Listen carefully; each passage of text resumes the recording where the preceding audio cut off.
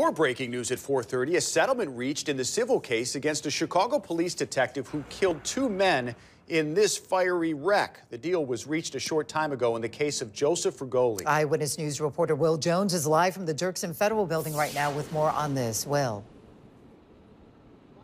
Judy and Rob, during the closing arguments today, the city offered to settle the case with the victims' families, and their attorneys agreed to the settlement.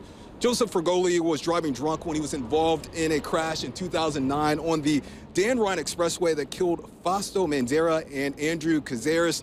The former Chicago police officer was sentenced to 8 years in prison in 2012.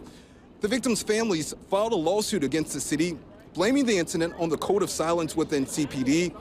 Frugoli was involved in other accidents, but was not disciplined by the department. During the closing arguments, attorneys hammered the city for withholding documents related to Frugoli's involvement in a bar fight in 1992 that led to a 5-day suspension. He was allowed to drive home that night without a field sobriety test. They didn't settle the case because they liked us. They settled the case because we proved it. We proved there is a code of silence. We proved that the investigation was improper, and we proved that as a result, Joseph Frugoli, an off-duty policeman, drove drunk. And because he drove drunk, he killed my client and he killed the Cazares client.